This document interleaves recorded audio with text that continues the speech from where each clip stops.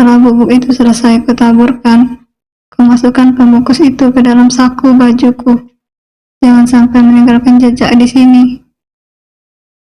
Bergegas aku membalikkan tubuhku, lalu melangkah dengan cepat kembali ke kamarku.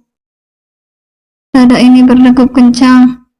Tentu saja khawatir jika aksiku kali ini terlihat atau ketahuan oleh seseorang. Namun hingga beberapa menit berlalu, sepertinya aksiku kali ini aman-aman saja.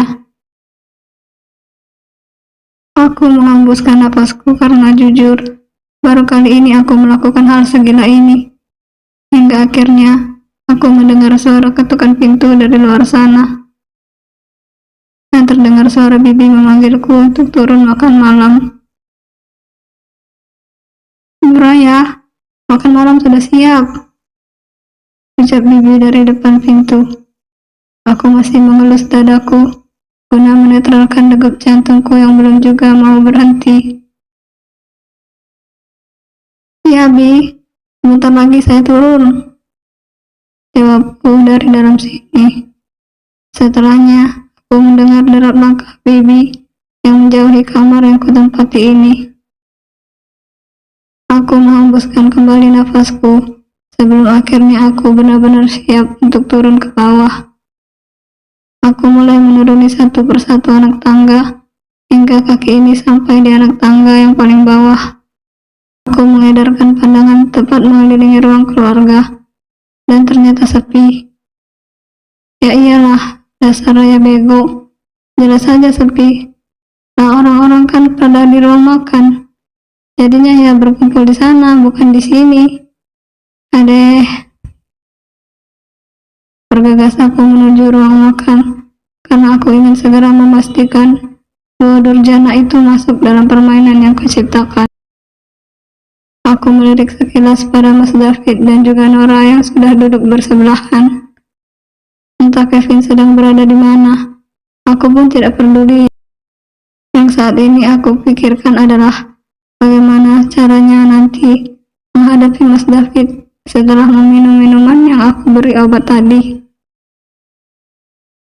"Kamu mau makan apa, sayang?" ucap Mas David padaku. Namun aku tidak menggubris pertanyaan Mas David. Aku mengambil satu centong nasi dengan lauknya ayam goreng dan juga sayur sop yang kutuangkan ke dalam piring yang sudah berisikan nasi ini. Setelahnya aku menyuapkan nasi tersebut ke dalam mulutku meskipun rasanya hambar. Aku sangat tidak berselera makan kali ini, sebab pikiranku yang sudah bercabang hingga kemana-mana membuat perut kenyang seketika. Terlebih lagi keberadaan Mas David dan juga Nora yang ada di hadapanku, yang membuatku semakin mual melihat sosok keduanya saat ini. Merasa tidak mendapat jawaban dariku, Mas David pun tidak lagi bertanya padaku. Ia melanjutkan makannya yang tertunda. Setelah itu, aku melirik kepada Nora, yang kini sudah meminum air di dalam gelas yang sudah kububuhi obat tadi. Setelahnya disusul dengan Mas David. Aku menarik kedua sudut bibirku ke atas secara tipis agar mereka tidak melihat senyumanku saat ini. Setelah beberapa menit, nasi di piringku yang hampir habis, tiba-tiba Kevin datang dan bergabung di meja makan ini. Namun sama sekali tidak ada obrolan di sini. Tidak seperti biasanya saat sebelum aku mengetahui kebusukan Nora dan juga Mas David. Pasti selalu saja ada obrolan hangat di meja makan ini. Setelah aku menghabiskan makananku, aku pun bergegas ingin kembali ke dalam kamarku. Namun, Mas David mencekal tanganku dengan cepat, sehingga membuat langkahku terhenti. Aku pun membalikkan tubuhku menghadap Mas David. Dari ekor mataku dapat kulihat wajah Nora yang sangat tidak suka melihat Mas David menggenggam tanganku seperti ini. Namun sepertinya aku ada sedikit ide untuk membuat Nora merasa cemburu sedikit terhadapku. "Ada apa?" Mas David sayang, kok tiba-tiba kamu menarik tanganku seperti ini? Ucapku dengan lembut, sembari tersenyum manis pada Mas David, dan suara yang kubuat mendayu-dayu, sehingga membuat Mas David tersenyum hangat, mendapat jawaban lembut dariku. Mungkin saja dia pikir kalau aku sudah tidak marah terhadapnya, dan sudah memaafkannya. Kamu sudah tidak marah lagi padaku, sayang? Tanya Mas David padaku. Aku pun melangkahkan kakiku mendekati tubuh Mas David. Lekas aku memeluk dan merebahkan kepalaku di dada bidang Mas David. Di saat itu juga aku menjulurkan lidahku pada Nora, sebagai tanda aku tengah mengejeknya saat ini. Tampak sekali wajah Nora yang sudah memerah karena menahan kesal. Namun aku tahu dia tidak bisa berbuat apa-apa, sebab jika dia menunjukkan kemarahannya, maka artinya Nora mengakui jika ada hubungan antara dirinya dan juga Mas David. Masih marah sedikit sih, tapi ya udahlah, mau gimana lagi. Kan aku pikir-pikir juga aku yang terlalu kanak-kanak, yang sudah menuduhmu tanpa bukti. Aku minta maaf ya, kalau aku sempat salah paham sama kamu. Mas David menggenggam erat tanganku, lantas ia mencium kedua tanganku dengan lembut. Sebenarnya aku sangat jijik. Kulitku disentuh oleh bibirnya yang sudah pasti sudah mencicipi inci demi inci tubuh si jalang Nora. Benarkah kamu sudah memaafkanku? Mulai hari ini kita baikan ya, ucap David dengan mata berbinar dan wajah sumringah. Aku hanya mengulas senyumku tipis, lantas aku melepaskan kembali tangan Mas David yang masih menggenggam tanganku. Aku memang sudah memaafkanmu, Mas, tapi aku juga perlu bukti, karena memang antara kamu dan juga Nora tidak ada hubungan apapun. Aku pun meninggalkan Mas David kembali menuju ke kamar. Aku yakin pasti Mas David mengekoriku dari belakang. Namun aku membiarkannya, karena memang ini adalah sebagian dari rencanaku untuk mengerjainya. Aku membuka pintu kamarku dan segera masuk ke dalam kamar. Tidak berselang lama, aku masuk.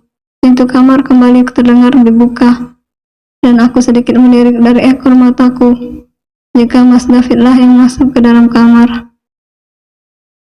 Dari gelagat tubuhnya, mungkin saja obat itu sudah bereaksi. Itu terlihat dari raut wajah Mas David yang sudah seperti singa lapar saat melihatku yang kini sudah membuka baju hingga menyisakan pakaian dalam saja. Sebab aku ingin berganti pakaian dengan piyama yang berbahan satin. Aku memang sengaja melakukan ini, sebab aku sedang ingin mengerjainya terlebih dahulu, sebelum akhirnya aku membuat perhitungan padanya. Setelah aku mengganti bajuku dengan pakaian tidur yang pendek, hanya sebatas paha, aku pun merebahkan tubuhku di atas kasur king size yang ada di kamar ini. Baru saja aku melihat jam di ponsel milikku yang kuletakkan di atas nakas. Mas David sudah menciumi tubuhku bertubi-tubi hingga desahan nafasnya yang terasa hangat menerpa ceruk leherku. Aku sengaja membiarkannya terlebih dahulu hingga saat tanganku merasa ada sebuah benjolan di bawah sana yang terasa sangat kencang dan juga besar. Aku sangat tahu jika Mas David sudah bersiap untuk itu. Mas, lepaskan aku. Aku menghentikan aksi Mas David yang perlahan mulai menuruni dan menciumi bagian dadaku. Aku mendorong tubuh Mas David hingga ia sedikit terjengkang, jika saja tidak menahan tubuhnya dengan kedua tangannya. Kenapa sayang? Mas lagi menginginkanmu saat ini. Kamu mau ya? Ucap Mas David sembari ingin kembali meraih tubuhku ke dalam pelukannya. Namun dengan cepat aku menepis tangan kekar itu hingga membuat keningnya berlipat. Maaf Mas, Aku hari ini sedang halangan, jadi nggak bisa aku melayani kamu malam ini. Aku tersenyum tipis setelah mengatakan hal itu. Sudah dipastikan kalau wajah Mas David seketika berubah menjadi masam. Ya, aku sangat yakin jika dia sangat kecewa atas penolakanku, yang padahal sebenarnya aku tidak sedang datang bulan saat ini. Datang bulan? Bukannya 2 minggu yang lalu kamu sudah datang bulan? Kok cepat sekali? Ya, aku juga nggak tahu, Mas.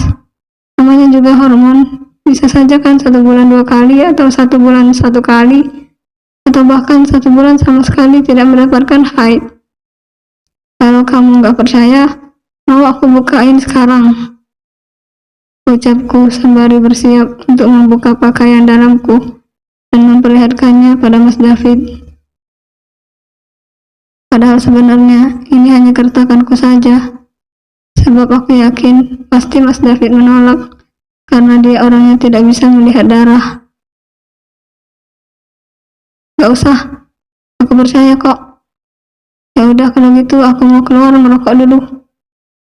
Kepalaku tiba-tiba sakit, ucap Mas David setelah tubuh kekar dan artritis itu menghilang dari balik pintu kamar.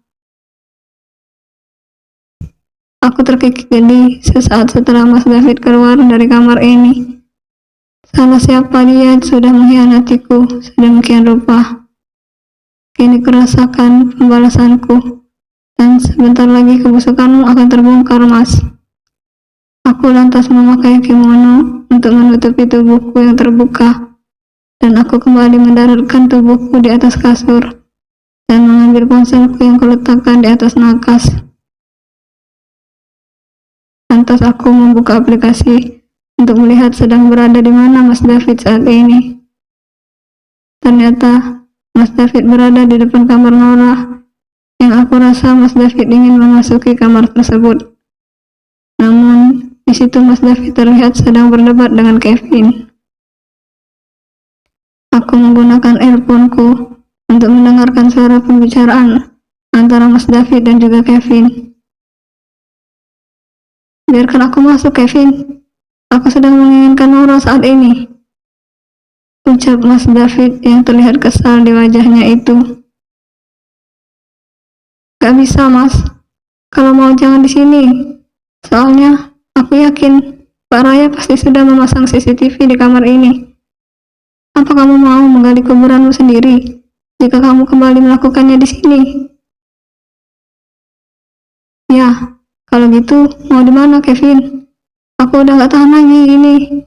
Gak tahu kenapa saat habis makan tadi tiba-tiba saja tubuhku terasa panas seperti ini. Mana Nora? Sentak Mas David lagi pada Kevin. Nora di dalam. Dia juga sepertinya memperlihatkan bahasa tubuh yang sama seperti Mas David. Memangnya kalian makan apa sih tadi? Tanya Kevin lagi, yang terlihat matanya memicing dan menatap Mas David penuh tanya. Ya, aku juga gak tahu. Kita kan makan malam apa yang ada di meja tadi. Tapi gak tahu kenapa tiba-tiba tubuhku terasa panas seperti ini. Dan aku sangat menginginkannya. Sedangkan Raya gak bisa. Dia lagi datang tamu bulanan. Makanya aku kesini mau minta sama Nora. Mana istrimu itu? Akhirnya, Mas David terlihat menerobos masuk ke dalam kamar dan menemui Nora. Lantas Mas David langsung menerjang tubuh Nora yang sudah dipastikan perbuatan apa yang tengah mereka lakukan. Kevin sendiri tidak bisa mencegahnya, dan aku sendiri heran, Kevin ini sebenarnya suami macam apa? Ketika sang kakak ingin menggunakan tubuh istrinya, tapi dia diam saja. Masih menjadi misteri tentang tanggapan Kevin saat istrinya digarap oleh kakak kandungnya sendiri. Tapi Kevin justru bergeming dan meninggalkan mereka berdua melakukannya di kamar itu. Aku pun masih membiarkan Mas David melakukan hal itu dengan Nora.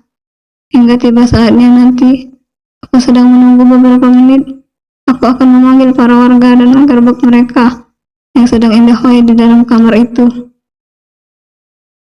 Aku pastikan malam ini juga riwayat mereka akan tamat. Aku pun kembali membuka lemari pakaianku dan mengganti pakaianku ini dengan pakaian yang jauh lebih tertutup. Tidak mungkin kan aku akan keluar dan menemui warga dengan pakaian seperti ini. Aku berharap malam ini juga aku bisa segera pergi meninggalkan rumah terkutuk ini. Bersambung.